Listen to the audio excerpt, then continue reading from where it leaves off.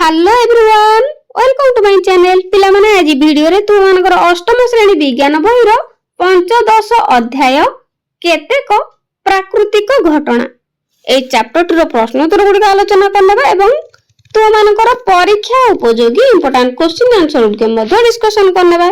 एक नंबर निम्नोक्त प्रत्येक प्रश्नर ठीक उत्तर बाछि लेख। आइरे केउटी घर्षण द्वारा सहजरे चार्जित हुए नाही। एक प्लास्टिक सेल, एक तंभा दंड, एक फुंका होतिबा बेलून, एक पशम कपड़ा। तो ठीक उत्तर ऑप्शन बी एक तंभा दंड घर्षण द्वारा सहजरे चार्जित हुए नाही। 2 नंबर एक काच दंड को छोट रेशम कपड़ा रे घसिले तो उत्तर हो जिवो दंडटी युक्त भावे चार्जित हुए और कपड़ा वियुक्त भावे चार्जित हुए। 2 नंबर निम्न उक्त गुडिक ठीक थिले टी एवं भूल थिले एफ बा फॉल्स लेख। तो ए सम चार्ज परस्पर को आकर्षण करंती तो यह एफ भूल अटे। बी रे एक चार्जित काच दंड एक चार्जित प्लास्टिक स्ट्रॉ को आकर्षण करे तो यह निश्चित भाव ठीक अटे तेणु टी। सी बिजुली परिचालक एक कोठा घर को बिजुली आघात रक्षा करि पारिबो नाही तो भूल अटे। डी भूकंपर पूर्वानुमान करि हेबो भूकंपर केबे भी पूर्वानु करि हेबो नाही तेणु एफ बा भूल अटे। तो भूमिकंप सब बेले आकस्मिक घटी थाए। 3 नंबर शीत दिने स्वेटर ओल्हाइबा बेले काहेकि चड़चड़ शब्द हुए बुझा। उत्तर स्वेटर पशमरे निर्मित होइथा एहाकु ओल्हाइबा समय एहा शरीर रे लोम सह घर्षण होई स्पार्क सह चड़चड़ शब्द होइथा। 4 नंबर चार्जित वस्तु को हाथ रे छुईले एहा काहेकि चार्ज हराई थाए बुझा। उत्तर आम शरीर विद्युत सुपरिवाही होइथिबारु चार्जित वस्तु को हाथ रे छुईले चार्ज आम शरीर मध्य रे भूपृष्ठ को स्थानांतरित हुए फल रे चार्जित वस्तु चार्ज हराई थाए। 5 नंबर बिजुली आघात रक्षा पाइबा पाई 3टी प्रतिकार व्यवस्था लेख। बहुत बहुत इंपोर्टेंट भल भाव मन रखिबो। तो 3टी प्रतिकार गुडी कहला एक रे बड़ बड़ कोठाघर मानक रे विद्युत चालक संयुक्त करबा आवश्यक। 2 रे बिजुली घड़घड़ी होतिबा बेले निरापद स्थान को बाहर को न जाई किछि समय अपेक्षा करबा उचित। 3 रे ए समय रे कोनोसी घर किंबा कोठा घर निरापद स्थान अटे।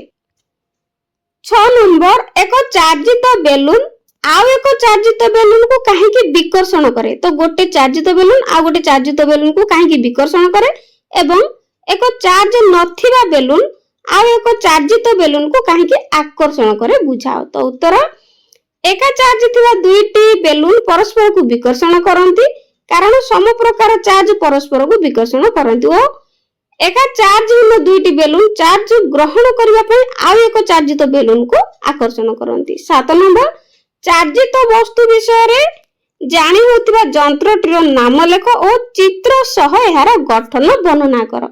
उत्तर चार्जित वस्तु विषय रे जानि होतिबा यंत्रटीर नाम हैला सरल इलेक्ट्रोस्कोप।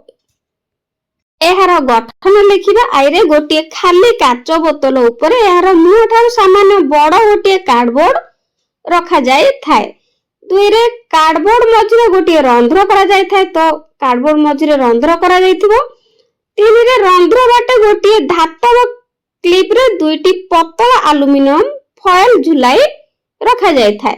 तो एल्युमिनियम फॉयल झुलाई दिया जायछि तापर आईवी रे एल्युमिनियम फॉयल रो दैर्घ्य 4 सेमी दैर्घ्य होछि 4 सेमी और प्रस्थ 1 सेमी। तापर भी रे धातव क्लिपटी कार्डबोर्ड सह लंब भाव रे अवस्थान करिथाए। भी रे क्लिपर रो जे प्रांत रे फॉयल झुला जाय ताहा बोतल भीतर को और अन्य प्रांतटी कार्डबोर्ड ऊपर को रहिताए। तो एभली भाव रे पिला माने चित्रटिए निज निज खातार करबो एवं तार गठन प्रणाली बुझेबो। तापर 8 नंबर भारत रो 3टी भूकंप पीड़ित राज्यर नाम लेखो। इंपोर्टेंट क्वेश्चन ଭାରତର 3ଟି ଭୂକମ୍ପ ପୀଡ଼ିତ ରାଜ୍ୟର ନାମ ହେଲା 1ରେ ଜାମ୍ମୁ ଓ କାଶ୍ମୀର, 2ରେ ରାଜସ୍ଥାନ, 3ରେ ଗୁଜରାଟ। 9 ନମ୍ବର, ମନେକର ତୁମେ ଘର ବାହାରେ ଅଛ, ହଠାତ୍ ଭୂମିକମ୍ପ ହେଲା, ନିଜର ସୁରକ୍ଷା ପାଇଁ କି ପ୍ରକାର ପ୍ରତିକାର ବ୍ୟବସ୍ଥା ଗ୍ରହଣ କରିବ ଲେଖ। ତ ଏହା ମଧ୍ୟ 8 ନମ୍ବର 9 ନମ୍ବର ଦୁଇଟି ଯାକ ଇମ୍ପୋର୍ଟାଣ୍ଟ ଅଟେ। ଉତ୍ତର, ଖୋଲା ଜାଗା ଦେଖି ରହିବୁ, ଗଛ, କୋଠା ଘର ଏବଂ ଉପରେ ଯାଇଥିବା ବିଦ୍ୟୁତ ଲାଇନ ଇତ୍ୟାଦି ଠାରୁ ଦୂରେଇ ରହିବୁ, ଯଥା ସମ୍ଭବ ଦୂରରେ ଭୂମି ଉପରେ ଆଣ୍ଠୁ ମଝିରେ ମୁହଁ ପୋତି ବସି ରହିବୁ। ବସ୍ କିମ୍ବା କାରରେ ଥିଲେ ଭିତରୁ ବାହାରକୁ ଆସିବା ଉଚିତ ନୁହେଁ। ଧୀରେ ଗାଡି ଚଳାଇ ନିକଟସ୍ଥ କୌଣସି ଖୋଲା ଜାଗାକୁ ଯିବୁ ଏବଂ ଭୂମିକମ୍ପ ବନ୍ଦ ନ ହେବା ପର୍ଯ୍ୟନ୍ତ ଗାଡି ଚଳାଇବା ଉଚିତ ନୁହେଁ। 10 ନମ୍ବର, ପାଣିପାଗ ବିଭାଗ ଦ୍ୱାରା ସୂଚନା ଦିଆଗଲା ଯେ ଏକ ନିର୍ଦ୍ଦିଷ୍ଟ ଦିନରେ ଝଡ଼ ହେବ, ତୁମକୁ ସେଦିନ ବାହାରକୁ ଯିବାକୁ ଅଛି, ତୁମେ ସାଥିରେ ଛତା ନେଇ ଯିବ କି? ତ ଯଦି ଯିବ କି ନା ତାହେଲେ ବୁଝାଅ। ତ ଉତ୍ତର, ବିଜୁଳି ଓ ଘଡଘଡି ସହ ବର୍ଷା ବେଳେ ଛତା ଧରି ଯିବା ବିପଦ ଅଟେ। ତ ଏହାର କାରଣ ହେଉଛି ଛତାର ମଧ୍ୟ ଭାଗରେ ଥିବା ବେଣ୍ଟ ସାଧାରଣତଃ ଲୁହାରେ ତିଆରି ହୋଇଥାଏ। ତାପରେ 2ରେ ଛତାର ଗୋଟିଏ ପ୍ରାନ୍ତକୁ ଆମେ ହାତରେ ଧରୁଥିବା ବେଳେ ଅନ୍ୟ ପ୍ରାନ୍ତଟି ଗୋଜିଆ ହୋଇ ଉପର ଆଡକୁ ରହିଥାଏ। 3ରେ ଛତାର ଏହି ମୁନ ବାଟ ଦେଇ ବିଦ୍ୟୁତ ବିସର୍ଜନ ପ୍ରକ୍ରିୟା ସହଜ ହୁଏ ଓ ବାୟୁମଣ୍ଡଳରୁ ବିଦ୍ୟୁତ ଚାର୍ଜ ଶରୀରକୁ ଆସିବାର ସମ୍ଭାବନା ରହିଥିବା ସହ ଦୁର୍ଘଟଣା ଘଟିବାର ମଧ୍ୟ ଆଶଙ୍କା ରହିଥାଏ। ତ ଏ ପିଲାମାନେ ପ୍ରଶ୍ନୋତ୍ତର ଗୁଡିକ ଆଲୋଚନା କଲେ, ଆଉ ସର୍ଟ କ୍ୱେଶ୍ଚିନ୍ ଗୁଡିକ ଯେତେକ ଅଛି ସବୁ ଯାକ ମନେ ରଖିବା ପାଇଁ ଚେଷ୍ଟା କରିବ। ତ ଭିଡିଓଟି କେମିତି ଲାଗିଲା କମେଣ୍ଟରେ ନିଶ୍ଚିତ ଜଣାଇବ। Thank you for watching. Bye bye.